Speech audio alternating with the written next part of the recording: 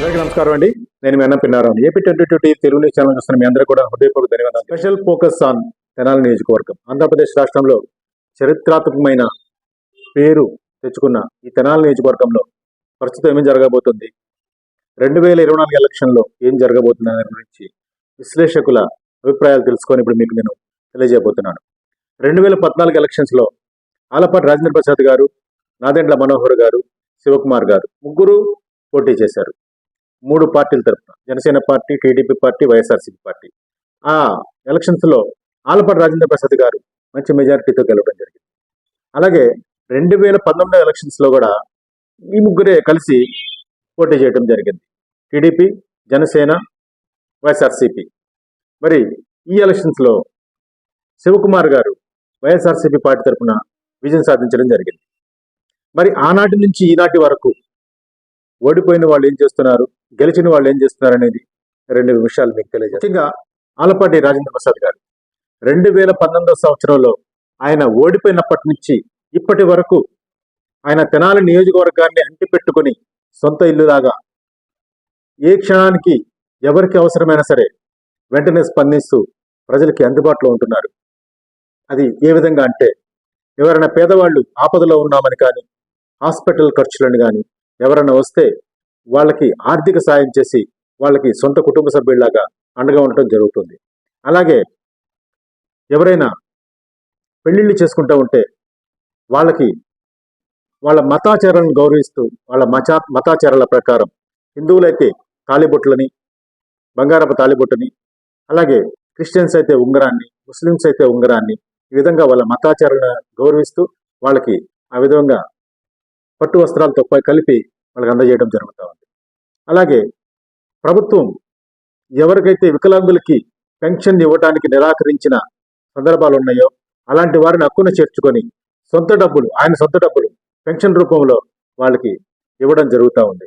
ఇవే కాకుండా 365 రోజుల పాటు ప్రఖ్యాత నట సార్వభౌమ ఎన్టీ రామారావు గారి 100వ జయంతి ఉత్సవాలని ప్రపంచమే ఆశ్చర్యపడేలాగా, ఇంత బాగా కూడా చేయొచ్చా ఒక నటుడి 100వ జయంతి ఉత్సవాలని అబ్బురపడేలాగా తెనాలి నియోజకవర్గంలో 365 రోజుల పాటు వ్యయప్రయాసాలకు వచ్చి పెద్ద పెద్ద నాయకులని, పెద్ద పెద్ద నటీమణులని, పూర్వ నటీమణులని పిలిపించి ఎంతో వైభవంగా నిర్వహించడం జరిగింది. ఇది చాలదా అన్నట్టు 2 అన్నా క్యాంటీన్ని, రోజుకి 10,000 రూపాయలు ఖర్చు అయ్యే 2 అన్నా క్యాంటీన్లు, అంటే రోజుకి 20,000 రూపాయలు ఖర్చు భరిస్తూ దాతల సాయం, ఆయన సాయంతో ఇప్పటి వరకు కూడా సక్సెస్ఫుల్గా అన్నా క్యాంటీన్లు రన్ చేయడం జరుగుతూ ఉంది. ఇన్ని మంచి కార్యక్రమాలతో పాటు ఈ రోజున ప్రజా పాదయాత్ర పేరుతో అన్ని గ్రామాలను కవర్ చేస్తూ ప్రతి ఇంటికి వెళుతూ ఆయన మార్కు రాజకీయాన్ని చూపిస్తూ ఎంతో శ్రద్ధగా వాళ్ళ బాధలు వింటూ అన్ని ఊర్లను కవర్ చేస్తూ ఇప్పుడు ఆయన పాదయాత్రను సాగిస్తూ ఉన్నారు. చంద్రబాబు నాయుడు గారికి నమ్మిన బంటుగా ఉంటూ చంద్రబాబు నాయుడు గారి మూల స్తంభాల్లో ఒక స్తంభంగా ఎదిగిన ఆలపాటి రాజేంద్ర ప్రసాద్ గారు ఆయన ప్రస్థానాన్ని ఆయన కొనసాగిస్తూ ప్రజలకి అందుబాటులో ఉంటూ వస్తున్నారు.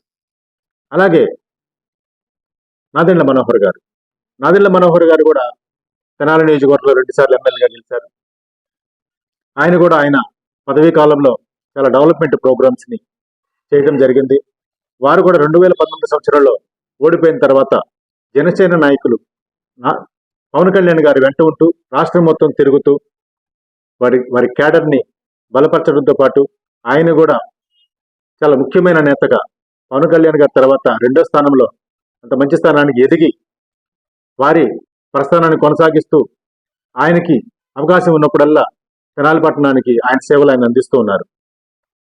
అలాగే శివకుమార్ గారు ఆల్రెడీ పదవిలో ఉన్నారు కాబట్టి ప్రభుత్వ పథకాలని అమలు చేస్తూ ఆయన గవర్నమెంట్ ఏదైతే ప్రపోజ్ చేస్తుందో అలాగే పాదయాత్రలు చేస్తూ ఆయన పని ఆయన చేస్తూ ఇప్పుడు 2024 ఎలక్షన్ రాబోతుంది. మరి 2019లో ఉన్న చరిష్మానే అన్ని పార్టీల్లోనూ ఉందా, మార్పు చేర్పులు ఏమైనా జరిగాయా? ఈ విషయానికి వస్తే 2019లో ఉన్న పరిస్థితులు ఈనాడు లేవనే చెప్పాలి.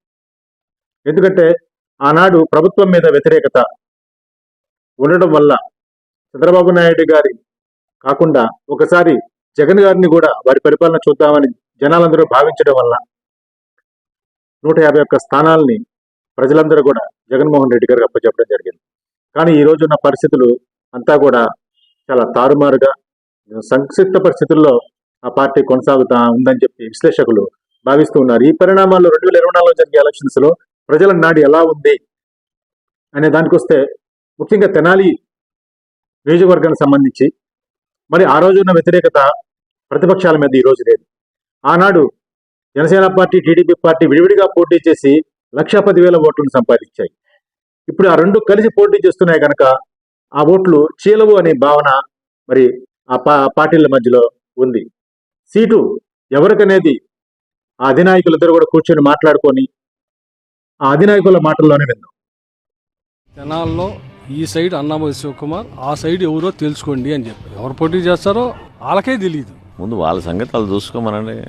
ఎవరికి ఫోన్ వస్తుందో వాళ్ళకి తెలియదు, ఎవరి తలుపుకు ఎవరి కోసం తెలుస్తున్నారో తెలియదు, ఎవరి లిస్టులో పేరు ఉంటుందో తెలియదు. మా మధ్యలో ఎలాంటి గొడవ లేదు, అనవసరమైనటువంటి అపోహపడతా ఉన్నాడు. ఎందుకంటే అభద్రతా భావం ఆయనకు ఉంది. ఎందుకంటే పొత్తు వచ్చిన తర్వాత ఓటు అనేది అనివార్యం. రెండోది, అతను చేసిన అరాచకాలు ఇంకెవరు చేయలేం. వారి అధిష్టానాల నిర్ణయాల ప్రకారం వారు ఫాలో అవడం జరుగుతుంది. ఇకపోతే ఇక రెండో అంశానికి వస్తే మరి ఆ రోజున కొన్ని వర్గాల వారిని ఆలపాటి రాజేంద్ర ప్రసాద్ గారికి దూరం చేయడంలో, అబద్ధాలు చెప్పి దూరం చేయడంలో వాళ్ళు ఆ రోజున 2019లో సక్సెస్ అయ్యారు. అయినప్పటికీ ఆ వర్గాలు ఇప్పుడు ఆలపాటి రాజేంద్ర ప్రసాద్ గారికి దగ్గరయ్యారు. కాబట్టి ఆ ఓటింగ్ శాతం కూడా ఆలపాటి రాజేంద్ర ప్రసాద్ గారికి పెరుగుతుంది అనే భావన కూడా జనాల్లో ఉంది. కాబట్టి 2024లో ఖచ్చితంగా జనసేన, టీడీపీ కూటమి ఎక్కువ ఓట్లు సంపాదించే అవకాశం ఉందని విశ్లేషకులు భావిస్తూ ఉన్న నేపథ్యం. అలాగే శివకుమార్ గారు కూడా నేనే గెలుస్తాను, ప్రభుత్వ పథకాలు ఉన్నాయి కాబట్టి నాకు ప్రజలందరూ అందుబాటులో ఉన్నారు కాబట్టి నేనే గెలుస్తానని వారు కూడా చెబుతూ ఉండడం జరుగుతూ ఉంది. అందరికీ నమస్కారం.